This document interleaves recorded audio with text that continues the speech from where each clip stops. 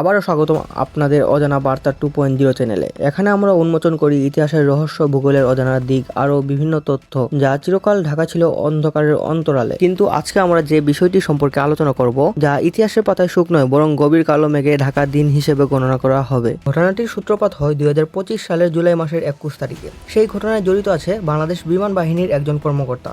সেই কর্মকর্তার নাম হলো তৌকির ইসলাম সাগর। ফিরে যাওয়া যাক মূল রহস্যে। সেদিন ছিল প্রায় দুপুর 1টা। হঠাৎ করে মাইলস্টোন স্কুল অ্যান্ড কলেজের শিক্ষার্থীরা শুনতে পেলেন একটি আচমকা আওয়াজ। শিক্ষার্থীরা শ্রেণীকক্ষ থেকে বের হয়ে দেখেন তাদের প্রাথমিক শাখা ভবনের দিকে ছুটে আসছে একটি বিধ্বংসী ফ্লাইট জেট, যার নাম ছিল FT-7। ঠিক বুঝতে না বুঝতেই ঘটে যায় সেই মর্মান্তিক ঘটনাটি, যা থেকে বাঁচার চেষ্টা করেও বাঁচতে পারেনি শত শত শিক্ষার্থীরা।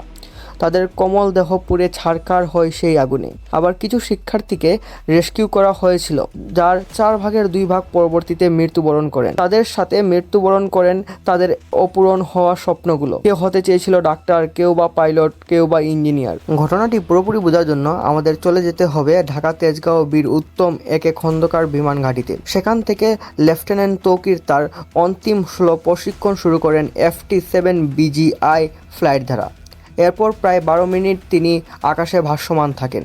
তারপর হঠাৎ কিছু এবং সাথে সাথে সমস্যাটির কথা তিনি শেয়ার করেন হেল্প ডেস্কে থাকা বীর উত্তমের সাথে, যা জানা যায় উত্তম সাহেবের নিজস্ব প্রতিবেদন থেকেই। ফ্লাইটের সমস্যাটি বোঝার পর তিনি উত্তম সাহেবকে বলেছিলেন তার প্রশিক্ষণের ফ্লাইট FT-7 আকাশে আর ভাসছে না। তাদের কথোপকথনের কিছু সময় পরই বিমানটি থেকে কালো ধোঁয়া বেরোতে শুরু করে এবং তার কিছু সময় পর FT-7 ফ্লাইট জেটটি গিয়ে আছড়ে পড়ে মাইলস্টোন স্কুল অ্যান্ড কলেজের প্রাথমিক শাখায়।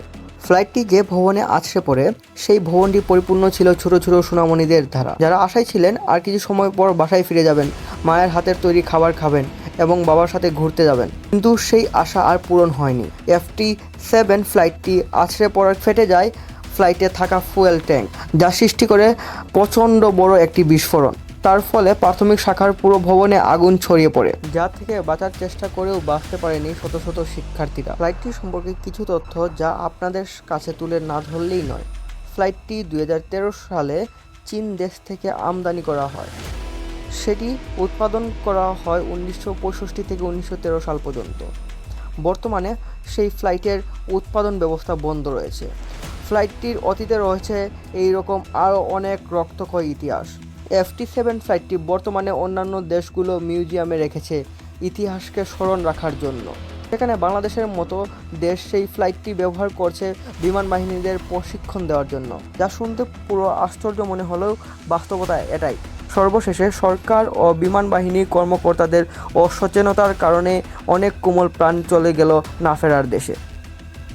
আপনারা যদি আমাদের ভিডিওটি ফেসবুকে দেখে থাকেন তাহলে আমাদের পেজটি ফলো করে আমাদের পাশেই থাকুন, এবং ইউটিউবে দেখে থাকলে আমাদের চ্যানেলটি সাবস্ক্রাইব করুন এবং আমাদের সাথেই থাকুন।